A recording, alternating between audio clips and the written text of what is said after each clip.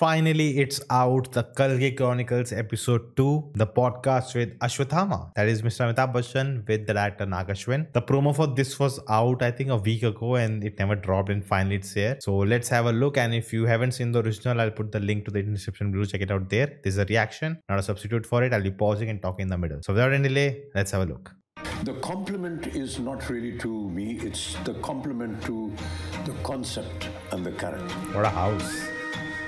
Hello everybody, this is Amitabh Bachchan and I'm privileged to have Ashwin here, the director of Kalki. And it's 8 o'clock in the morning here in Mumbai. And I've just come back at about 3 in the morning after seeing Kalki for the third time. Oh. And just cannot explain the wonder and the experience that all my friends, we watched the film again. And so I thought that there are many aspects of the film, Nagi, which a lot of people put questions to. And in my mind also, there is a lot that... I wonder what all questions he'll ask, if anything, what we want to know from him. That comes to me when I think about Kalki. Explain not just to me, but to the audience in general, how you thought of. When we spoke to Priyanka and Sapna, they said, after the last film. The other interview they did, I think in the Mumbai press meet, kind of, which the reaction is available, check it out. They waited and asked you what you're going to do next, and you said, I don't know. And almost after a year or so, you went to them and said, I have something. How graciously sitting and you're listening to him. And after that, Priyanka was saying that after hearing it, I couldn't sleep for a couple of days. And then she rang up Sapna and said, we have to start getting to work on this. So, what went through your mind and how did you conceive this? To be very honest, sir, I thought this story... I think in the editing or the way it's, not the way it's captured, because you're sitting on this side, you're hearing you from this side more than this. But in an interview, that doesn't work. It works in films, but when they're sitting like this, I want to hear both stereo, not one-sided. Would be probably one of the last films I'll ever make. I thought this would be my retirement film, but we won't let you do that. Yeah, and I had like a smaller story, maybe something that was not as ambitious as this, that I wanted to start off with, and somewhere along the way, like those few months after Mahanati, I was coming across either articles or like some sort of videos about the Chiranjeevis or about some sort of a Mahabharata connect, and I was even seeing some articles where I was seeing that maybe some production houses in Bollywood were starting to think about Mahabharata or Ramayana and all of that at that time, and I had the story, I had a germ. I wonder if this is when Immortals of Ashwatthama was being talked about. Then it, was talked about a lot, and then it went, pin drop silence, and it came different actor, and then it was shelved again, and then it came back shelved again. So I think in that whole process, they made Kalki. Of this story already by then, and I was like, okay, so maybe it's time to bring this out of hibernation. And I took it out and I started living with it for a few weeks, and I realized that the energy that it would probably require to bring this to life and to bring it in front of people was something that I probably had now. And I don't think, to be honest, me, Swapna or Priyanka fully knew what we were getting into when we had that first narration. That's what they also said, they suddenly realized, oh my God, we need to start working on this now if this concept and this dream has to fructify. Yeah, we started with one concept artist and we thought, we'll conceptualize the main sequences of the film, but as we kept going deeper into that rabbit hole, so to speak, we realized every single thing had to be conceptualized and every single thing had to be built, and we realized it needed an army. Yeah, you showed me a photograph of Ashwatthama, who has aged and is now fighting Bhairava. Fighting Bhairava. And for someone to have had that kind of a visual in mind. And then to be told about the title, Kalki, and 2898 AD, and I couldn't understand that. So maybe you could explain for the benefit of the audience.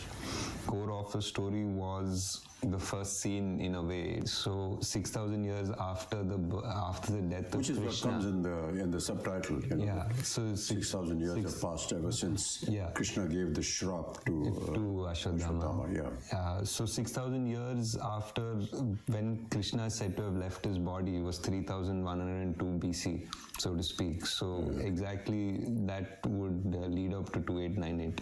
The story of Ashwatthama happens after the 18 days of the Kurukshetra. Yeah. It happens at the very end, like after the victory, after everything. This is there's a comic book which is like 18 days, and it's kind of it's Mahabharat but with futuristic weapons and attire and everything. Definitely check it out. Google about it. The visuals look really cool. So not they didn't do that. They took Mahabharat and then they went to the future. probably 18 days of the war for Kurukshetra. Yeah. After the 18 days of the war, this is the last thing that happens in the Mahabharata, so to speak. The most important confrontation between the Pandavas and the last Kaurava, so to speak. Yeah. So I felt that this was the ending of this story, sort of, but it's also the beginning of another story. Yes. And it doesn't finish. Like, I feel it's not finished. We just, even in the Mahabharata, for what I have read, it just is like Ashwatthama is cursed and he walks into the woods.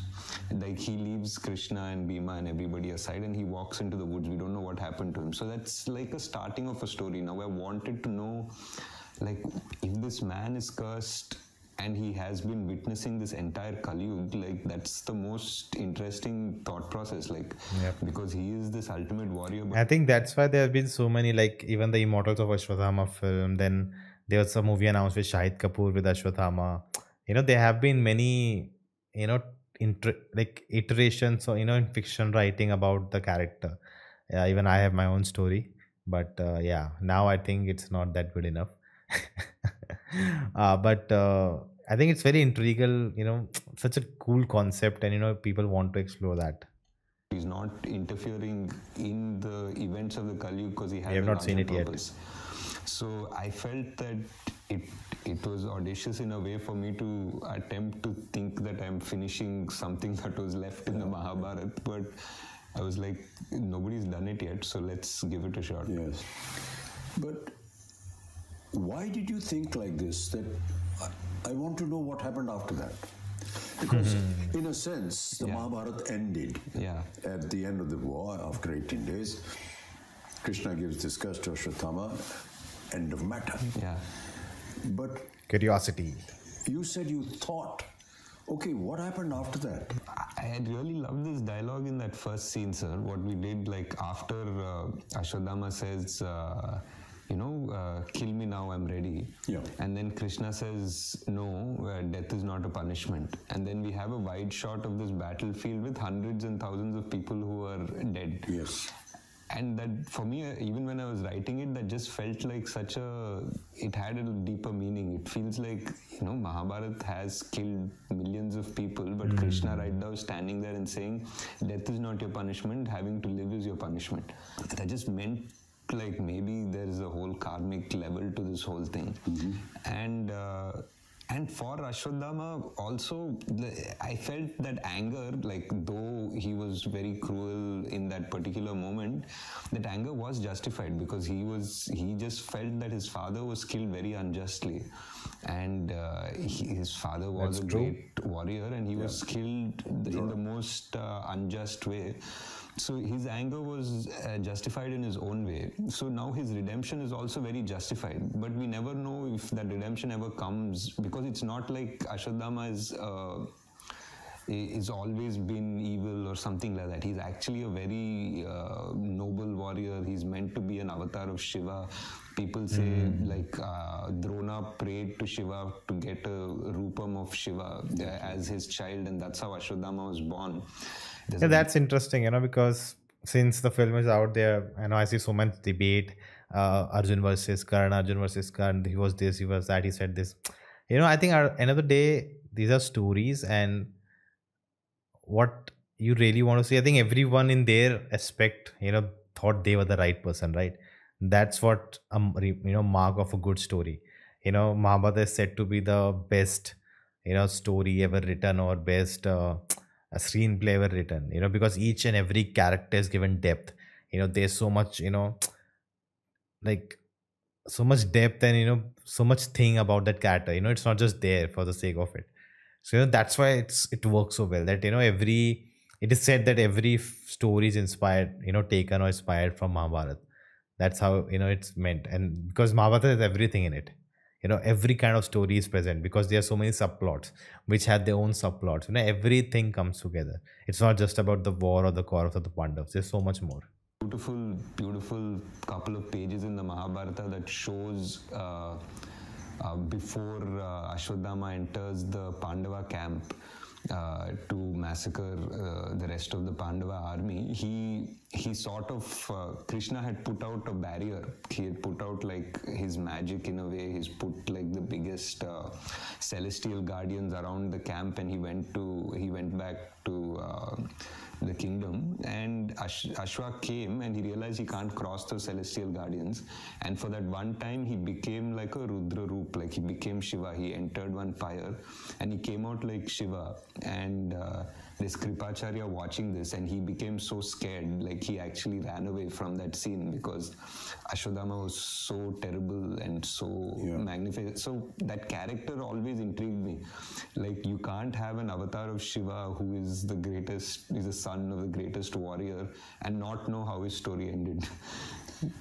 So that was the point of evolution of the idea and thought of how to continue this. Yeah. And he wasn't also like the most popular Mahabharata character, because from what we've usually exposed to in serials or books or anything, we know about the main ones.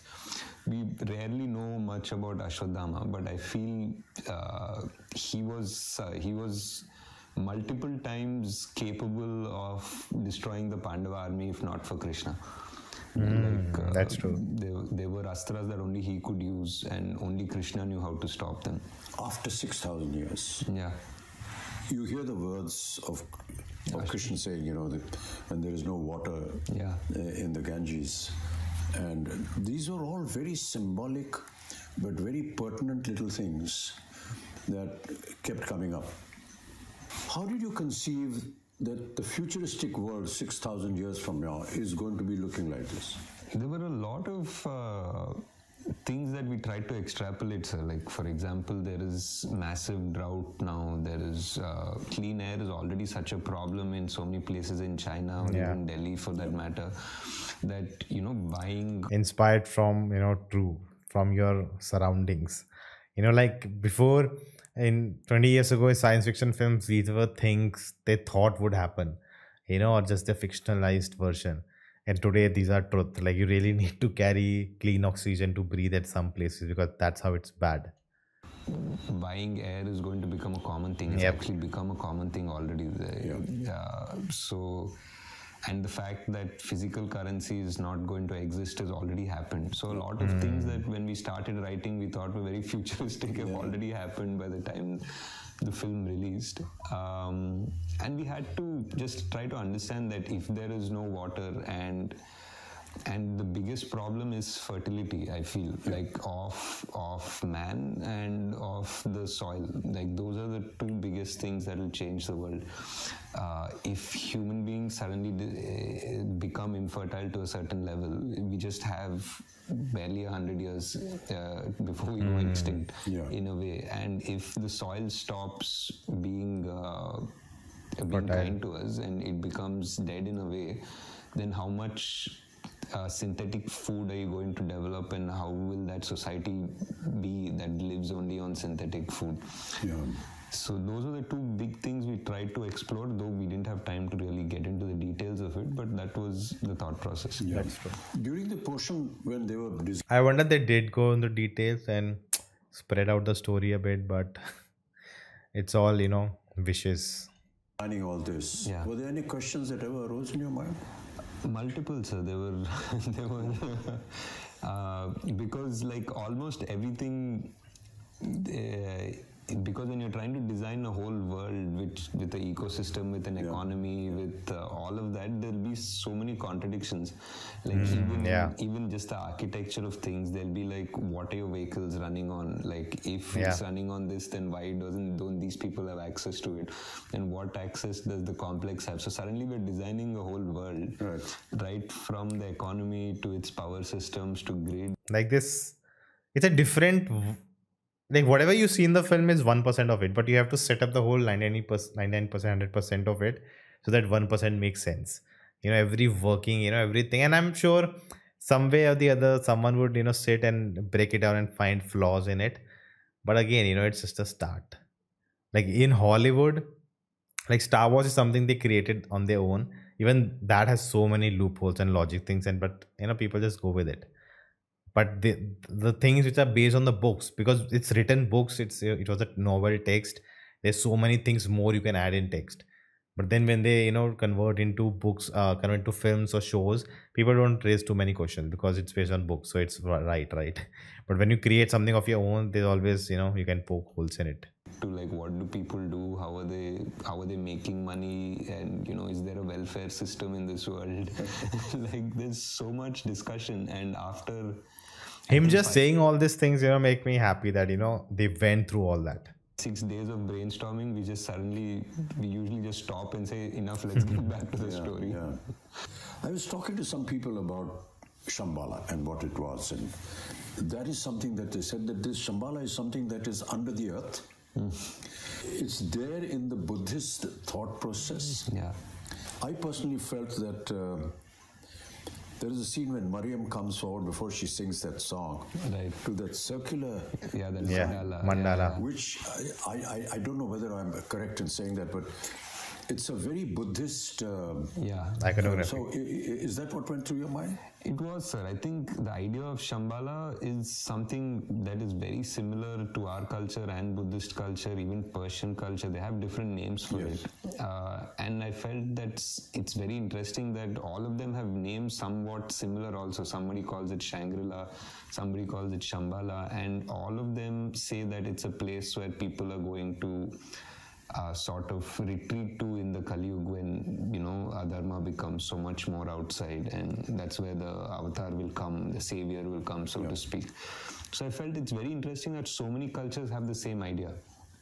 And the idea of the symbols in Shambhala was like a mix between the chakras that we have, the Sri Chakra and all of that, combined with the mandalas that Tibetans have, which are so similar.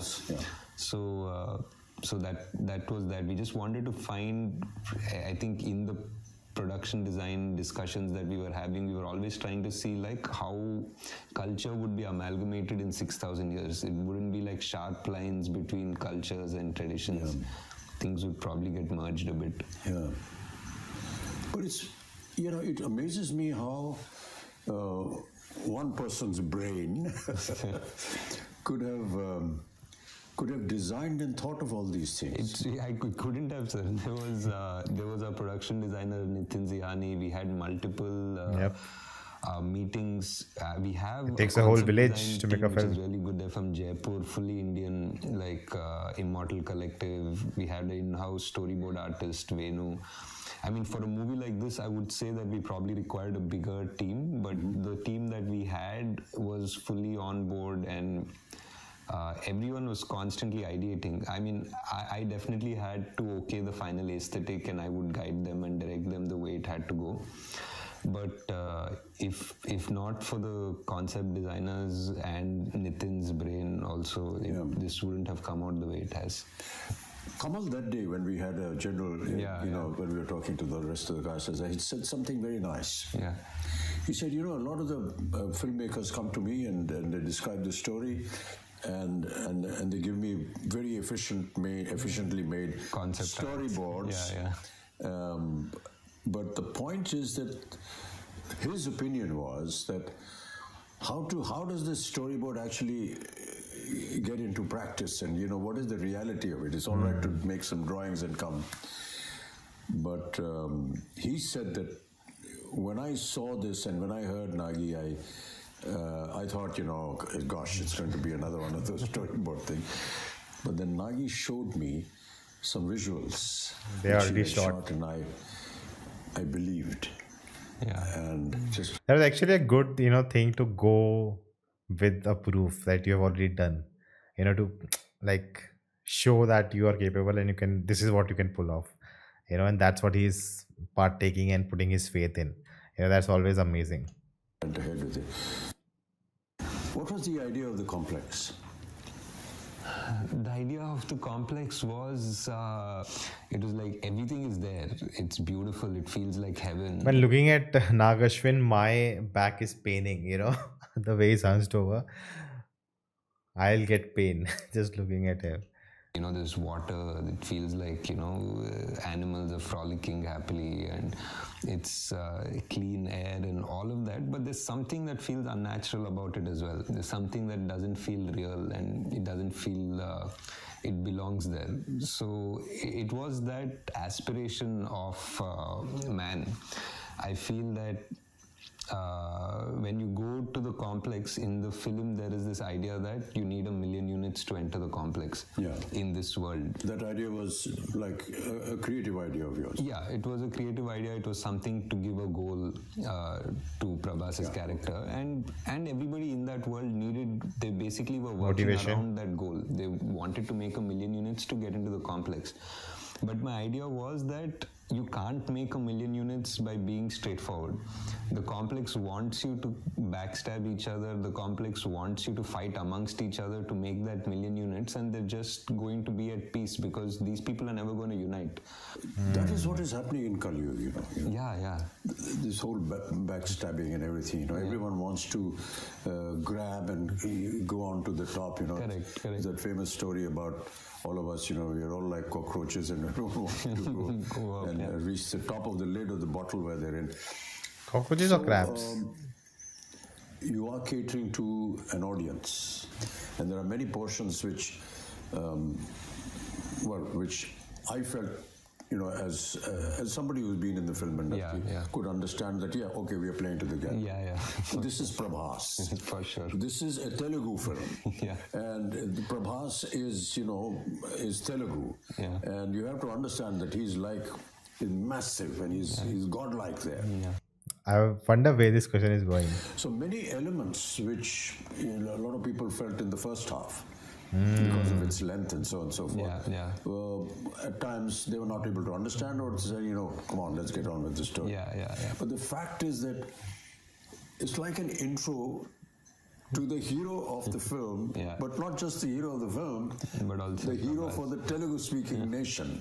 And that is something that, people perhaps overlook, but we have to give it to them. At the same time, giving out to the audience, I've never lost a fight and I never will. Which are actually Krishna's words. And you give it to Prabhas, to Bhairav. True. But the point is that for the common language that the Telugu nation that is gaga over Prabhas, it has an alternate meaning as well. Also, And that is, those are the claptraps. I just felt it was a wonderful amalgamation of playing to the gallery, yet not entirely submitting yourself to them. It was a tricky line, sir, for sure. That's a very thin line. I mean, I've been thinking about it, watching the film again, that moment, like that 30 minutes, right? Like that is actually, I've talked to a lot of people, a lot of family members. So many people disliked the film or found it mixed, and they were fine. Okay, in the later half it's much better, but that was so bad, and they didn't like Prabhas's character at all because of it. And that so much negativity has come because of that to the film. Which that really makes me really wonder, man. Like, I wish they had done it different. Like, again, go back to the animated sequence where they have introduced Prabhas' character, which is so acrobatic. He's jumping, he's leaning, there's energy in it. And when Prabhas' character is introduced in the film, it's so, lazy. He feels just sitting. I think 3 times he says that I don't want this bounty, let him go. it's not giving you energy. It's not giving you, like, the audience wants the character, want to, feed off the character's energy. That feels like totally into it, totally action mode, so fast and, energetic. You feel that. But when the characters feel so lazy, he doesn't want to do anything. He's just lying there. And that's the energy you are getting, and you feel fed up, like, I literally, so many people, like general audience, I know on internet there are so many different views, but general people around me, whoever I talk to, they all said second half is better, it's much more fun, but the first half is so bad and they didn't like it at all. It was so boring. Like, the first whole half, I feel only the 30 minutes mark of where Prabhas's character is introduced and the whole complex thing, even except that, everything else is much better. But the whole first half is being said to be bad, so as he said, he says balance, but I wish they had just focused on telling a good science fiction, world story, and instead of adding that element. I would love to go and sit in a theater in. But there's a other, side of the story also. And sit with this Telugu-speaking audience when they see this, because they must be going wild when they see Prabhas saying this, and all the comic interludes that he has.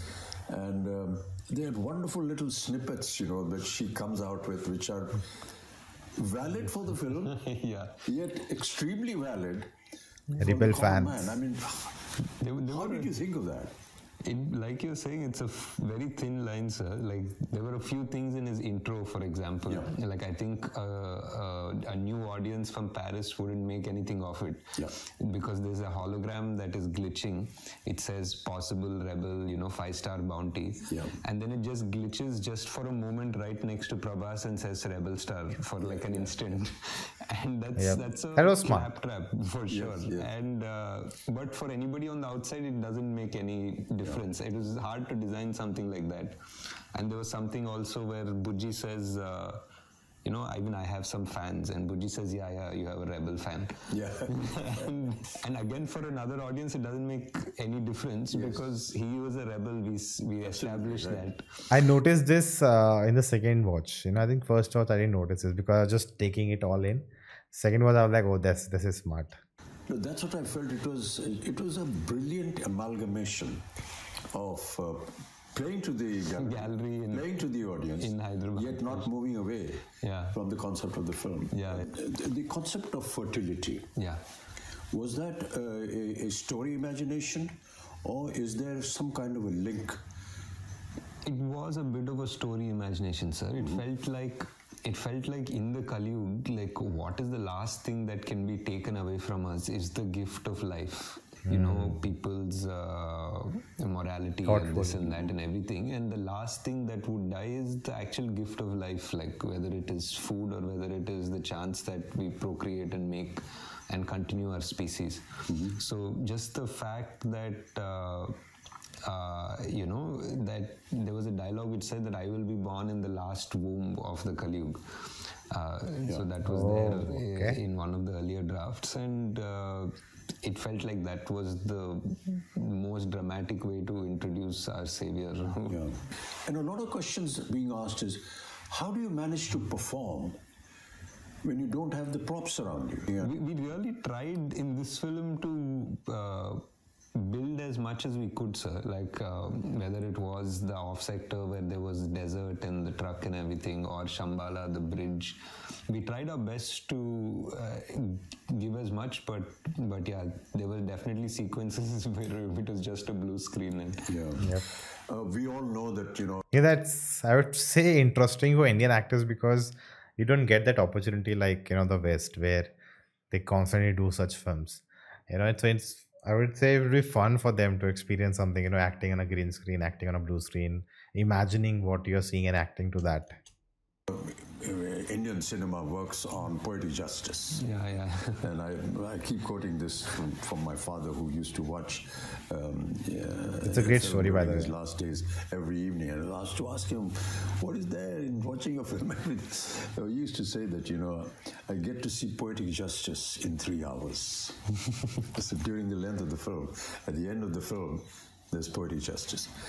To bring that kind of poetic justice in Kalki, in the Mahabharata, Is it going to be factual? Is it not? I mean, this we will discover in part 2.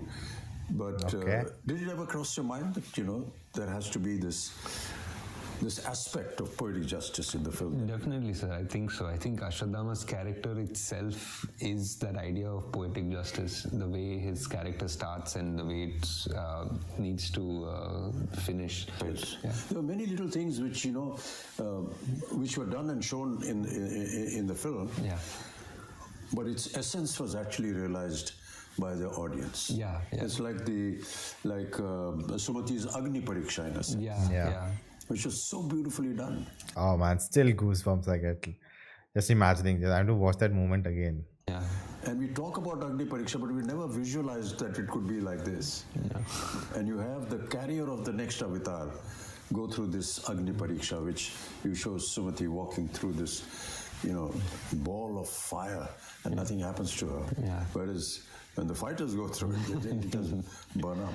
Yeah. So, what was the thinking behind that?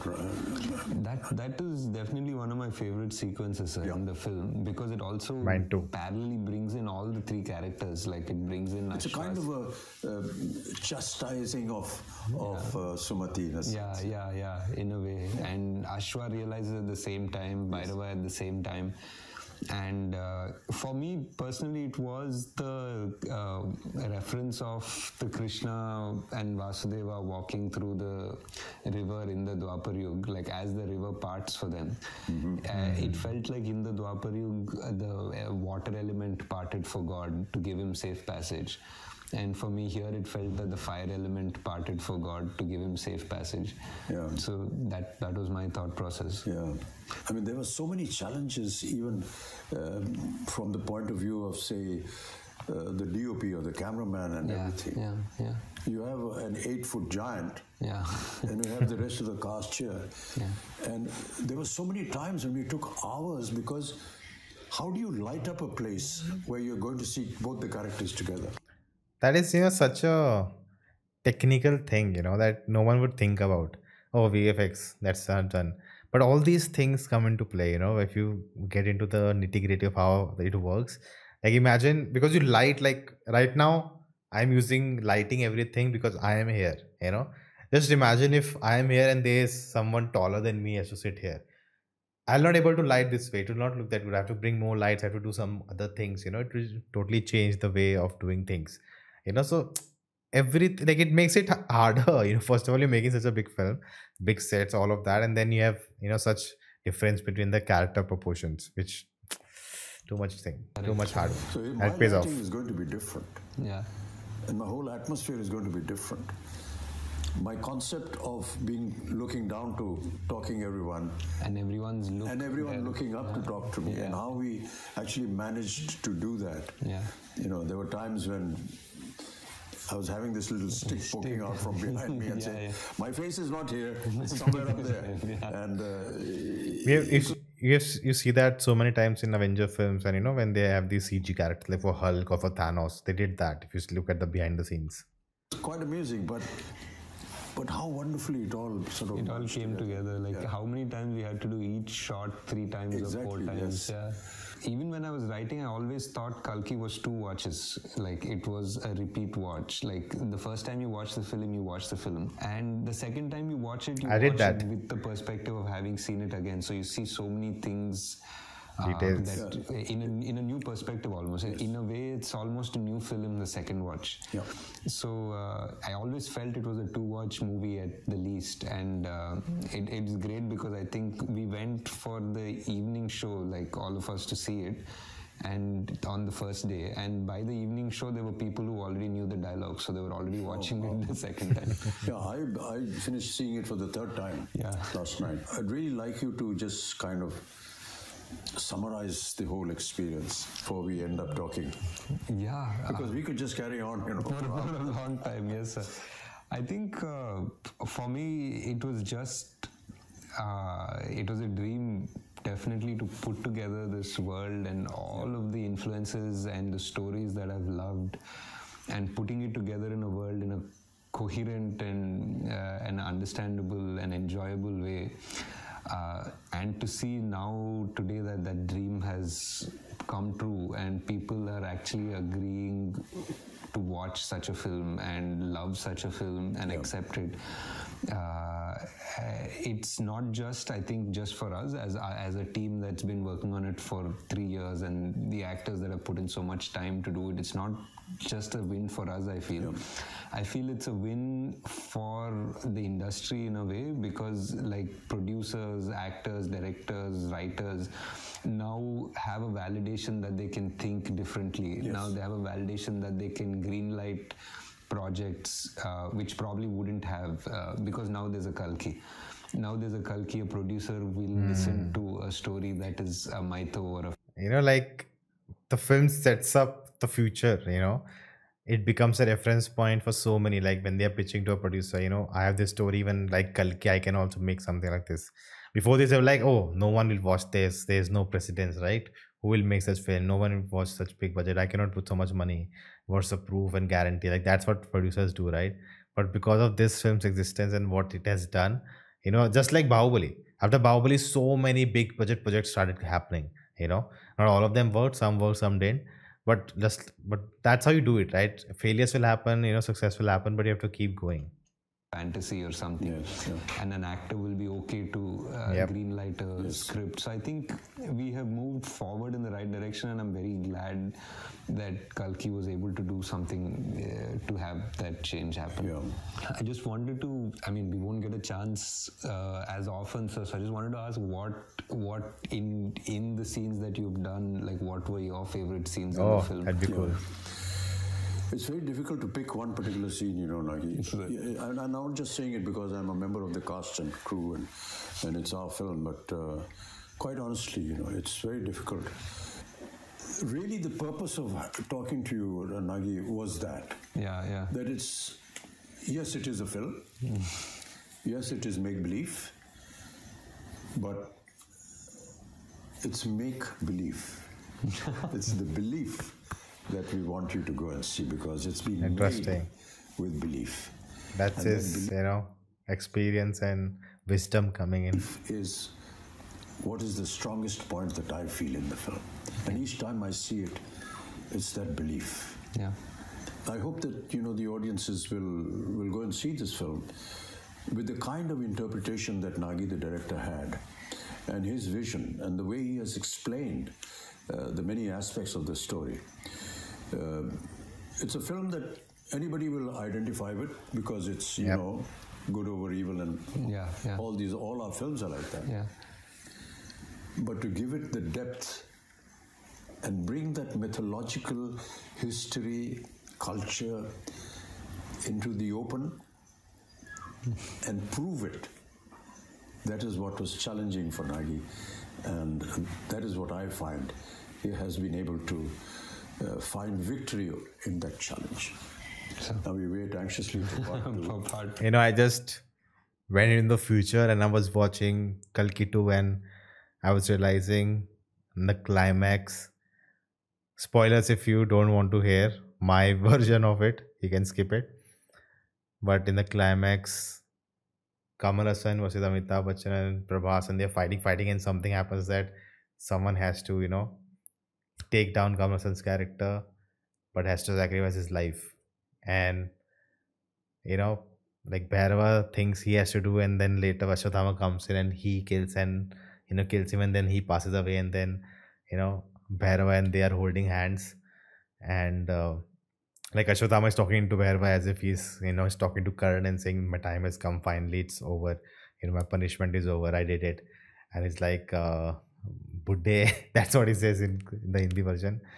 I don't, because over the time I think they meet again and they gel together and talk, so they kind of developed a chemistry. And then he says, he says, promise me you will take care of her, and take care of Kalki and train him or whatever.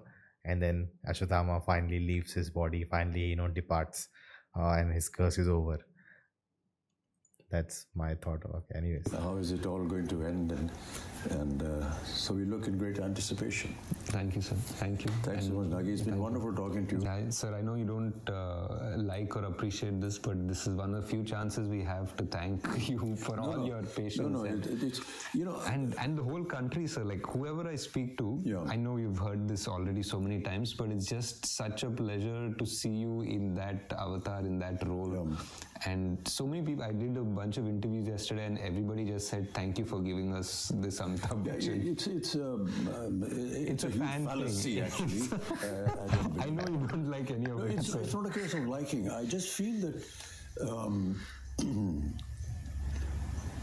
the compliment is not really to me, it's the compliment to the concept and the character. And that speaks volumes about the film. No one wants to take it's not a personal, okay, you're I saying like being humble. and he was good and he acted very well and so on and so forth. So when they compliment Prabhas or Deepika and anyone else and Kamal, you're actually complimenting the concept of the director, Nagi, who was able to conceive and put together this story. It's all very well to go to an audience that's coming out of a theatre and say, "Kaisi lagi film bhaiya?" So they say, "That's बहुत अच्छी film है यार." यार उनको जिन्हें नहीं समझ में नहीं आया ये नहीं हुआ.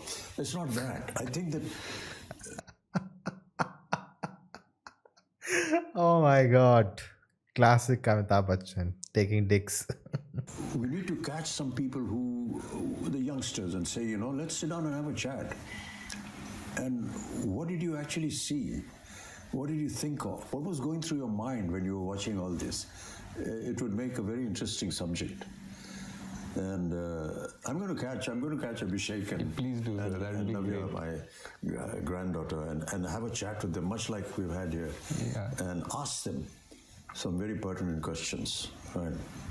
Oh. Thank you, Nagi. That'd be great, sir. Such a pleasure, sir. Thank you so much. That's the end of our very long, intricate conversation. And I hope that you enjoy the film when you see it. Thank you so much. Namaskar. All right. It was a fun interaction, because again, it is not kind of a planned thing. It's not, that it can go anyway. It's just having a chat, and that's fun to, watch and understand. And I think they on the channel, Vijayanti Network, they have been putting out videos of the cinematographer, costume designer, production designer, everyone talking about their process and what they went through. So I think they're definitely, putting, like, showcasing everything they did. They're not just, 1,000 crores, next movie, It's more than just a film. And I think that's very much established. You can look at it any way you want. You may have liked the film, didn't like the film, but the thing is, it's more than that. As they said, right? It's not just, it's a starting point. It's something, years later, people will look behind and talk about that. Kalki changed things. It started something new in cinema, Indian cinema especially, and that's what Bahubali did, right? Like, at the time, I'm sure people, I knew, then Bahubali also came, people were like, it looks so bad, copied from 300, this, that. And, over some time, suddenly, it became a cult classic. That Bahubali was, changed everything, it changed cinema landscape. And because you saw what it did, now people may not realize what's the importance of the film, but after some years, you will realize what Kalki did. That's what it stands for today. And I love watching, like, my feed is full of Mahabharat. It's full of Kalki, full of Mahabharat characters explaining this, explaining that. Like, everyone I see talking about Kalki, talking about Mahabharat, youth is talking about it on social media, everyone is discussing about it. So it's like bringing back our own culture into present times, where people talk about it and they don't think, it's just an old thing we should not talk about. You made it cool again, in a sense. It was always cool in its sense, in its own thing. But to talk about it, you have to give it a new approach, new linking point, which this film has delivered. And cannot wait for part 2. Of course, filmmaking wise, you can always discuss, critique it and all of that. But the significance of it is much greater than it. And that's what's special. And they cannot thank the team enough for doing it. And hopefully, fingers crossed for part 2. But what do you guys think? Let me know yours in the comments below, and you can check out this video next, and I will see you next time.